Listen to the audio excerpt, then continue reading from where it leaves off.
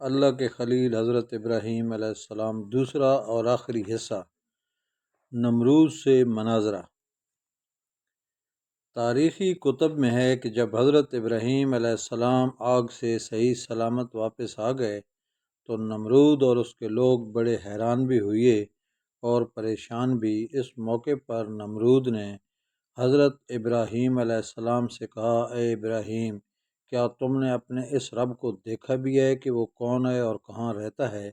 حضرت ابراہیم علیہ السلام نے کہا، میرا رب تو وہ ہے جو زندہ کرتا ہے اور مارتا ہے۔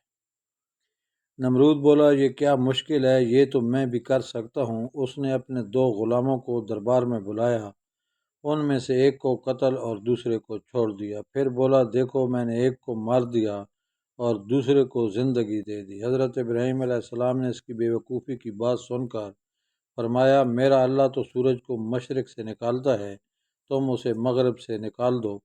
حضرت ابراہیم علیہ السلام کے سوال کا نمرود کے پاس کوئی جواب نہ تھا، چنانچہ وہ حواس باختہ ہو کر دربار سے اٹھ کر چلا گیا۔ بابل سے ہجرت۔ آگ میں ڈالے جانے کے بعد حضرت ابراہیم علیہ السلام نے بابل سے ہجرت کا ارادہ فرمایا اور پھر ایک دن اپنے اہل خانہ کے ساتھ حران نامی علاقے میں ہجرت کر گئے۔ حضرت ابراہیم علیہ السلام نے بابل ہی میں اپنی چچا زاد بہن حضرت سارہ علیہ السلام سے شادی کر لی تھی۔ پھر اللہ تعالیٰ نے آپ کو بیت المقدس جانے کا حکم فرمایا۔ اس وقت آپ کی عمر 75 سال تھی۔ بیت المقدس میں کچھ عرصہ قیام کے بعد آپ مصر ہجرت کر گئے۔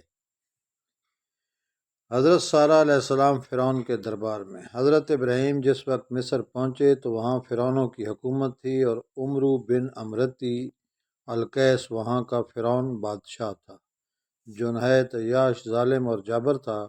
کسی نے بادشاہ کو بتایا کہ ہمارے شہر میں ایک پردیسی آیا ہے جس کے ساتھ ایک حسین و جمیل عورت بھی ہے۔ فرعون نے یہ سن کر فوری طور پر حضرت ابراہیم کو دربار میں طلب کیا اور حضرت سارہ کے بارے میں سوال جواب کیے۔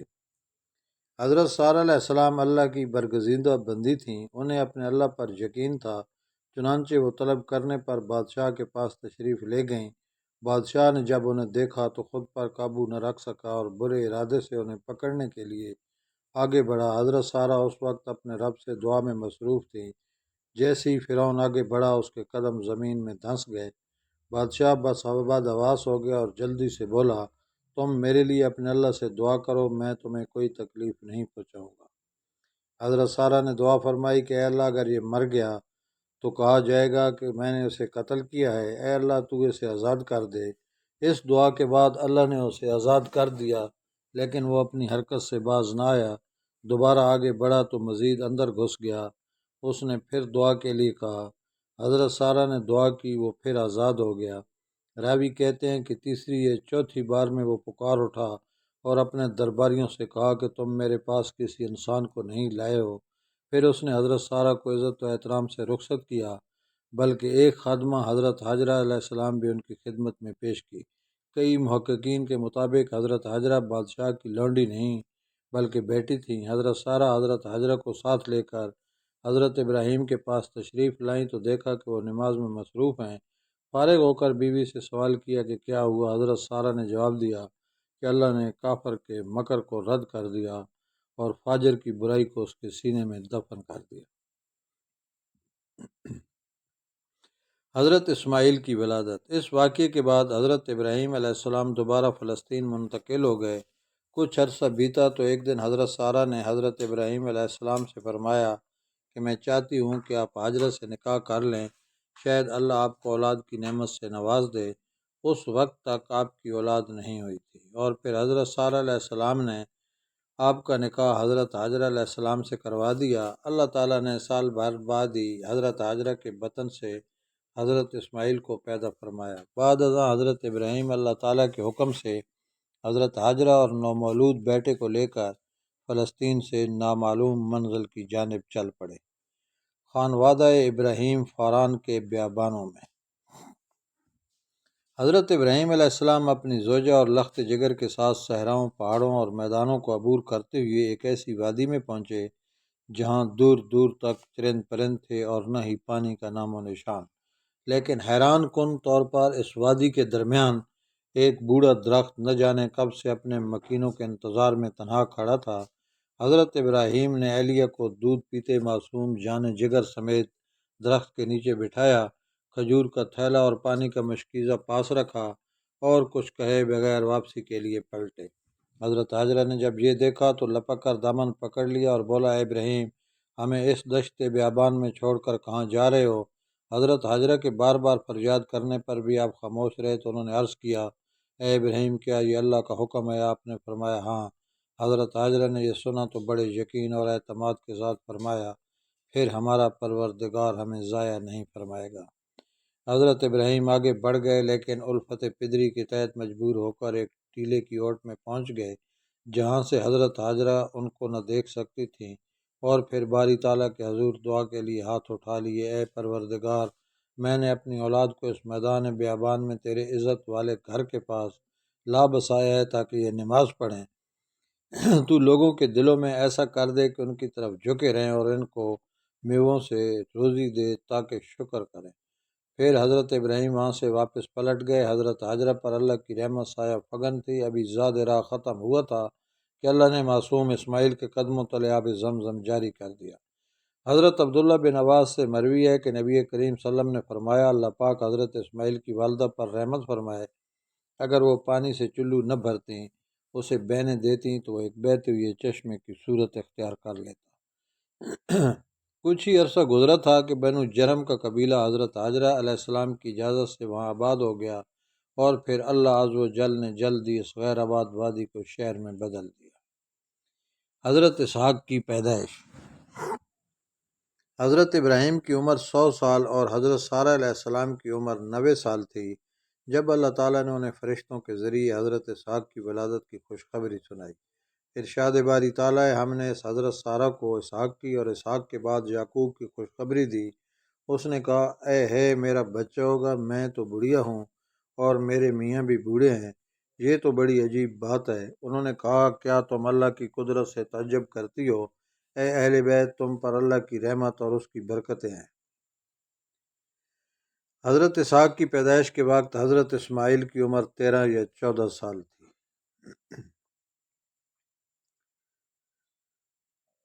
آداب فرزندی اور ذبح عظیم۔ حضرت ابراہیم علیہ السلام کو اللہ تعالیٰ نے اپنی عزیز ترین شے قربان کرنے کا حکم دیا۔ یہ خواب آپ علیہ السلام کو کئی دن تک لگاتار نظر آتا رہا، تو آپ سمجھ گئے کہ اللہ تعالیٰ بیٹے کی قربانی کا حکم دے رہا ہے۔ حدیث مبارکہ میں ہے کہ انبیاء کے خواب بھی وہی ہوتے ہیں۔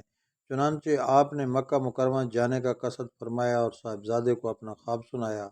اللہ عز و جل قرآن کریم میں فرماتا ہے، اور جب وہ ان کے ساتھ دوڑنے کی عمر کو پہنچا تو ابراہیم نے کہا، بیٹا، میں خواب میں دیکھتا ہوں کہ گویا تم کو ذبح کر رہا ہوں، تو تم سوچو کہ تمہارا کیا خیال ہے؟ انہوں نے کہا، ابا جان، جو آپ کو حکم ہوا ہے وہی کیجیے، اللہ نے چاہا تو آپ مجھے صابرین میں پائیں گے۔ جب دونوں نے حکم مان لیا اور باپ نے بیٹے کو ماتھے کے بل لٹا دیا تو ہم نے ان کو پکارا کہ اے ابراہیم، تم نے خواب سچ کر دکھایا، ہم نیکوکاروں کو ایسا ہی بدلہ دیا کرتے ہیں۔ بلا شبہ یہ سری آزمائش تھی، اور ہم نے ایک بڑی قربانی کو ان کا فدیہ بنا دیا، اور پیچھے آنے والوں میں ابراہیم کا ذکر چھوڑ دیا کہ ابراہیم علیہ السلام پر سلام ہو، نیکوکاروں کو ہم ایسا ہی بدلہ دیا کرتے ہیں۔ حضرت ابراہیم کی قربانی بارگاہ خداوندی میں قبول ہوئی، اور ان کے سعادت مند اور فرما بردار بیٹے کی جگہ جنت سے بڑی آنکھوں اور سفید رنگ کا ایک خوبصورت مینڈا ذبح ہوا۔ اللہ نے اس عظیم قربانی کو رہتی دنیا تک کے لیے جاری کر دیا۔ حضرت اسماعیل کو خراج تحسین پیش کرتے ہوئے علامہ اقبال نے فرمایا، یہ فیضان نظر تھا یا کہ مکتب کی کرامت تھی، سکھائے کس نے اسماعیل کو آداب فرزندی۔ حضرت حاجرہ علیہ السلام کی وفات اور حضرت اسماعیل کا نکاح۔ حضرت اسماعیل کی عمر 15 سال تھی کہ آپ کی والدہ اور دنیا کی عظیم ترین صابر و شاکر خاتون حضرت حاجرہ علیہ السلام اس دنیا سے رخصت ہو گئیں۔ حضرت اسماعیل کو والدہ سے بچھڑنے کا بڑا غم تھا، بلکہ پورا قبیلہ سوگ میں ڈوبا ہوا تھا۔ بنو جرم کے لوگوں نے حضرت حاجرہ کو آب زمزم کے چشمے کے قریب ہی دفن کر دیا۔ اب حضرت اسماعیل اکیلے رہ گئے تھے، چنانچہ قبیلے کے لوگوں نے آپ کی شادی عمارہ نامی خاتون سے کر دی۔ ادھر حضرت ابراہیم کو اہلیہ اور صاحبزادے کی یاد ستائی تو مکہ مکرمہ تشریف لے آئے۔ صاحبزادے کے گھر کا دروازہ کھٹکھٹایا۔ حضرت اسماعیل گھر پر نہ تھے۔ ان کی اہلیہ کی سردموری اور نامناسب رویے کی بنا پر گھر کی چوکھٹ تبدیل کرنے کا مشورہ دے کر چلے گئے۔ حضرت اسماعیل گھر آئے اور والد کا پیغام ملا تو اہلیہ کو طلاق دے دی۔ کچھ عرصے بعد حضرت ابراہیم پھر تشریف لائے۔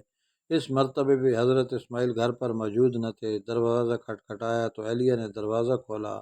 یہ بنو جرم کے سردار مزاز بن عمرو کی صاحبزادی تھی۔ انہوں نے حضرت ابراہیم کو نہایت عزت و احترام کے ساتھ گھر کے اندر بلایا، ان کی خاطر مدارت کی، ان کے ہر سوال کے جواب میں اللہ کا شکر ادا کیا۔ حضرت ابراہیم بہت خوش ہوئی اور فرمایا، اسماعیل آئے تو کہنا تیرے گھر کی چوکھٹ بہت اچھی ہے، اسے تبدیل نہ کرنا۔ بیت اللہ شریف کی تعمیر۔ اللہ تعالیٰ نے حضرت ابراہیم کو حکم دیا کہ میرے گھر کی تعمیر کرو۔ چنانچہ ایک بار پھر حضرت ابراہیم مکہ مکرمہ تشریف لائے، حضرت اسماعیل کو ساتھ لیا اور حضرت جبرائیل کی نشاندہی اور مدد سے بیت اللہ شریف کی تعمیر شروع کر دی۔ حضرت اسماعیل علیہ السلام پتھر اور مٹی کا گارہ دیتے جاتے تھے۔ قرآن پاک میں ہے کہ جب ابراہیم علیہ السلام اور اسماعیل علیہ السلام بیت اللہ کی بنیادیں اونچی کر رہے تھے تو دعا بھی کرتے جا رہے تھے کہ اے ہمارے پروردگار، ہم سے یہ خدمت قبول فرما، بے شک تو سننے والا اور جاننے والا ہے۔ جب دیواریں اونچی ہو گئیں تو انہیں مزید اونچا کرنے کے لیے حضرت اسماعیل حضرت جبرائیل کی نشاندہی پر ایک پتھر لے آئے، جس پر چڑھ کر حضرت ابراہیم کعبے کی دیواریں بلند کرنے لگے۔ یہ پتھر خودکار زینے کی طرح اوپر نیچے اور دائیں بائیں حرکت کرتا۔ جنت کے اس پتھر پر حضرت ابراہیم کے قدموں کے نشان آج بھی موجود ہیں۔ پہلے یہ پتھر ملتزم اور حجر اسود کے درمیان کعبہ شریف کی دیوار سے منسلک تھا۔ پھر حضرت عمر فاروق نے اپنے دور خلافت میں اسے وہاں سے ہٹا کر موجودہ جگہ نصب فرمایا۔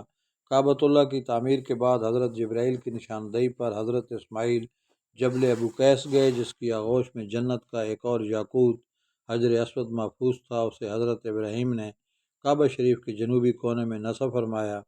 ترمذی شریف کی ایک حدیث ہے کہ رسول اللہ نے فرمایا، حجر اسود جنت سے آیا ہوا پتھر ہے، یہ دودھ سے زیادہ سفید تھا، بنی آدم کے گناہوں نے اسے سیاہ کر دیا۔ بیت اللہ شریف کی تعمیر سے فارغ ہونے کے بعد اللہ تعالیٰ نے حکم دیا، لوگوں میں حج کا اعلان کر دو۔ یہ اللہ تعالیٰ کی قدرت ہے کہ مکے کے ایک پہاڑ کی چوٹی سے بلند ہونے والی یہ صدائے دل نواز دنیا کے کونے کونے تک پہنچ گئی۔ قرہ ارض و سما پر ہر ذی روح نے اسے سنا۔ حضرت ابراہیم علیہ السلام کے دو عظیم فرزند۔ اللہ عز و جل نے حضرت ابراہیم خلیل اللہ علیہ السلام کو دو عظیم فرزند عطا فرمائے، دونوں کو نبوت سے سرفراز فرمایا۔